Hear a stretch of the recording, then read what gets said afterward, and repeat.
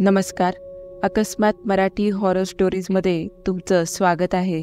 आज पुन्हा एकदा मी तुमच्यासाठी एक अद्भुत, अलौकिक आणि रहस्यमय अशी कथा घेऊन आली आहे. ही कथा गणेश कदम यांची आहे. कथेला सुरुवात करण्याआधी जर तुम्ही चॅनलवर नवीन असाल तर चॅनलला सबस्क्राईब नक्की करा. सोबतच बेल आयकॉनवर देखील क्लिक करा, जेणेकरून तुम्हाला अशा नवनवीन आणि थरारक कथांचे नोटिफिकेशन्स मिळत राहतील. मला रात्री स्वयंपाकघरातून कोणीतरी डोकावून पाहत असतो. मला बोलवत असतो. मला खूप भीती वाटते बाबा.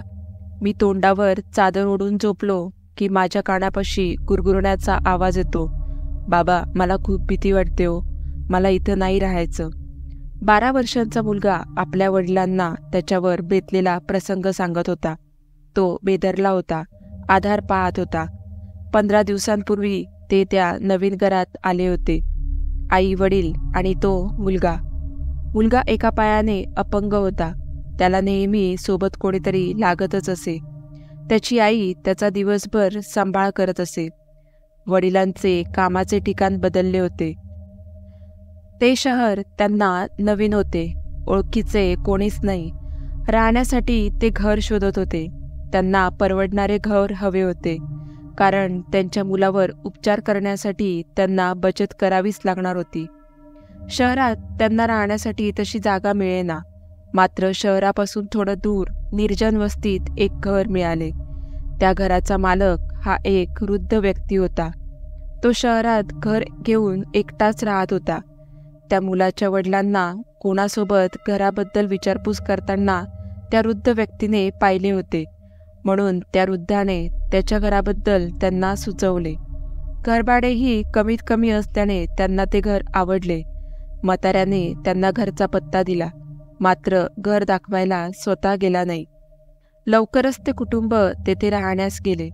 दूरपर्यंत कोणते घर नव्हते. परिसर तसा चांगला होता. झाडाझुडपांमध्ये व्यापला होता.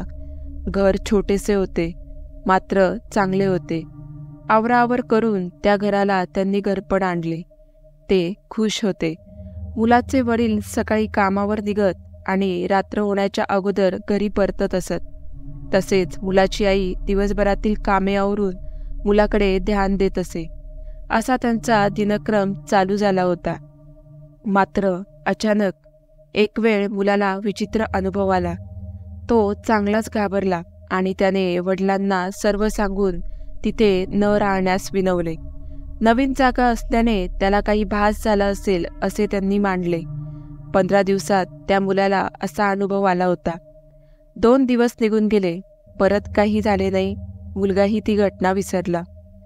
एकदा मुलाची आई बाहेर धुणं धुत असताना एक कुत्रा तिच्याकडे पाहून गुरगुर करू लागला. तिने हाकलण्याचा प्रयत्न केला, मात्र त्याच्यावर काही परिणाम झाला नाही. तो जोरजोरात भुंकत राहिला. इतक्यात मुलाचा घरातून मोठ्याने ओरडण्याचा आवाज आला. त्याची आई जोरात घरात पळाली. जाऊन पाहते तर मुलगा खाटेवरून बाथरूमकडे पाहून मोठमोठ्या धापा टाकत होता. तिने बाथरूमकडे पाहिले असता तिला धक्काच बसला. कोणीतरी खरकत खरकत तेथून चाललं होतं, मात्र ती फक्त त्याचे पायच पाहू शकली. तिची पुढे जायची हिंमत झाली नाही. तडक मुलाला उचलून ती घराबाहेर आली. आपल्या नवऱ्याची ती वाट पाहू लागली. घरापासून थोड्याच अंतरावर एक पाऊल वाट होती, जेथून तिचा नवरा येत असे. ती त्या वाटेकडे नजर लावून बसली. घरातून आवाज ऐकू येऊ लागले. कोणीतरी कणत आहे, वेदनेने, अगदी जीवाच्या आकांताने. कदाचित तो एखाद्या लहान मुलाचा आवाज असावा, जसे तो आवाज मदतीसाठी याचना करत आहे. का कुणास ठाऊक, परंतु तिला तो आवाज आत येण्यासाठी प्रवृत्त करत होता. तिने मुलाला तेथेच झाडापाशी बसवले. थोडा उजेड होता आणि ती घराच्या दिशेने निघाली. ती आत गेली. तिची नजर घरभर फिरू लागली. माथ्यावरून घामाच्या धारा आणि डोळ्यातून येणारे अश्रू एकत्र होऊन जमिनीवर पडत होते. तिची नजर घरभर फिरत असताना एका जागेवर थांबली. बाथरूमपाशी कोणीतरी तेथे बसलेलं होतं. अश्रू ढाळत होतं. तिने बोलायची हिंमत केली. काय हवं आहे तुला? तू इथे कसा? तो बोलला, मला मुक्ती हवी आहे, मी तडफडतोय. ती म्हणाली, मुक्ती? पण कशापासून? आणि तो सांगू लागला, 30 वर्षांपूर्वी आम्ही इथे राहत होतो, अगदी तुमच्यासारखे. हे घर माझ्या आईवडिलांनी बांधले होते. मी त्यांचा एकुलता एक मुलगा. माझा जन्म झाला होता, मात्र मोठा होता होता आईवडिलांना असे कळले की मी अपंग आहे. मला खूप वैद्यांना दाखवण्यात आले, मात्र निरर्थक. माझी आई माझा देखभाल करत असे. मी जन्म घेतला, मोठा होत होतो, मात्र पायावर कधी उभाच राहिलो नाही. याचे अतीव दुःख माझ्या आईवडिलांना होते. तरी माझा सांभाळ ते करत होते, कारण ते आईबाप होते. दुःख असो किंवा सुख, काळ कोणासाठी थांबत नाही. असेच वर्षानुवर्ष निघून गेली. त्यांना एकच चिंता होती, आपल्यानंतर आपल्या मुलाचे काय, आणि त्यानेच ते झुरत होते. दोघांचे शरीर कृश होत चालले होते. इतर नातेगोते सुद्धा नव्हते.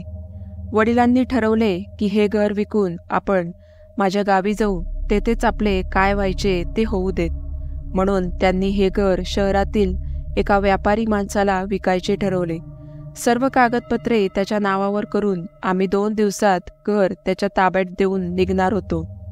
आपल्या कष्टाने बांधलेले घर आपण विकतोय ह्याचं त्यांना खूप दुःख झालं होतं. त्या रात्री ते दोघे खूप रडले. नशिबाने आयुष्याचा कसा खेळ केला.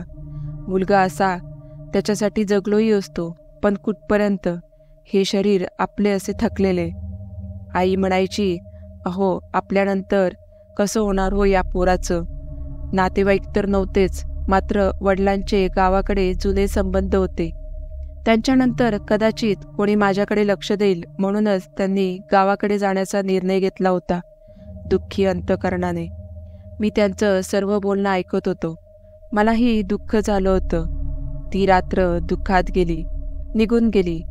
आई रोज सकाळी माझ्याकडे येत असे. आज ती आली नव्हती. वडीलही नाही. त्यांना जाऊन पाहावं असं वाटलं, मात्र मला पायावर चालता कुठे येत होतं. सूर्य डोक्यावर आला, कोणीच येईना माझ्याकडे. हातपाय झाडत खाली उतरलो आणि खरकत खरकत त्यांच्याकडे गेलो. दोघेही निपचित पडले होते, अगदी शांत. आई, ए आई, बाबा, ओ बाबा. काहीच प्रतिसाद नाही. तसाच खरकत पुढे त्यांच्याजवळ गेलो. दोघांचे श्वास बंद झाले होते. दोघेही मला सोडून गेले होते, कायमचे. मी खूप रडलो त्यांच्याजवळ बसून. मी अपंग होतो, मात्र मला समज होती. माझे आईवडील गेले होते मला सोडून. आता माझे काय?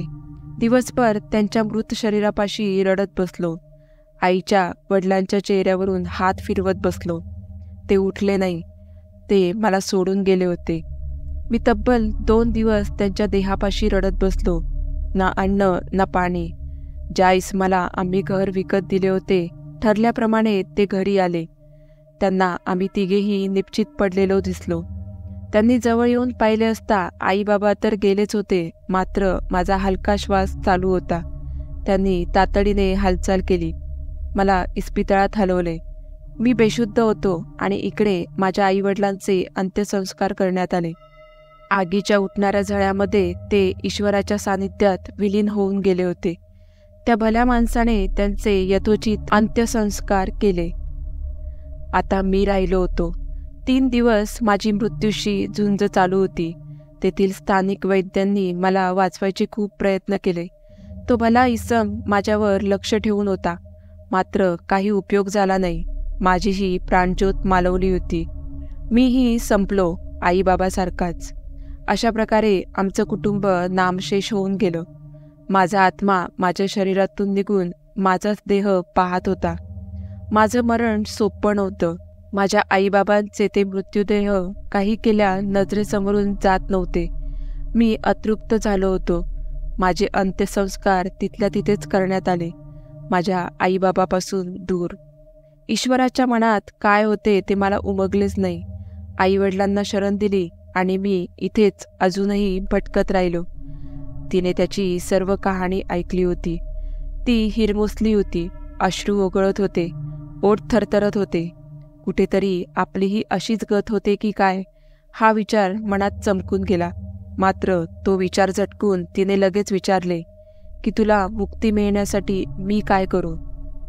त्यावर तो म्हणाला, मला जाळलं गेलं नव्हतं, तर दफन करण्यात आलं होतं.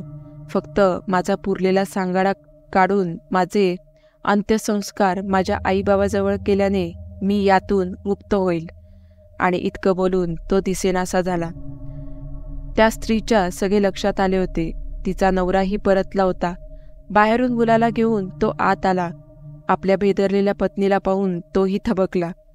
तिने त्याला बसून सगळी हकीकत कथन केली. तो तडक तेथून थेट त्या इस्माकडे गेला. घडला प्रकार त्यालाही सांगितला. जराही विचार न करता दोघेही त्या मुलाला जिथं पुरलं होतं तिथे गेले आणि जमीन खोदून त्याचा सांगाडा बाहेर काढला. तो घेऊन त्याच्या आईवडिलांचे जिथे अंत्यसंस्कार केले तिथेच त्याचे दाहसंस्कार करण्यात आले. आता तो मुक्त झाला होता. ईश्वराची शरण त्याला लाभली होती. कदाचित आईवडिलांची उबदार कूस ही त्याला भेटली असेल. त्या भल्या व्यक्तीने ते घर त्यांच्याच नावावर करून दिले. पुन्हा त्यांना काहीही कधीच त्या घरात दिसले नाही. कसे दिसणार? कारण तो आता मुक्त झाला होता. तो परिवार आनंदाने राहू लागला होता. आणि त्याहून आनंदाची बाब ही होती की त्यांच्या अपंग मुलाच्या पायात जीव आला होता. तो आता पायावर उभा राहू लागला होता. कसं बरं? आता पुढचा कार्यभाग सांगायलाच हवा का? तर मित्रांनो, आजची ही कथा तुम्हाला कशी वाटली हे मला कमेंट करून नक्की सांगा.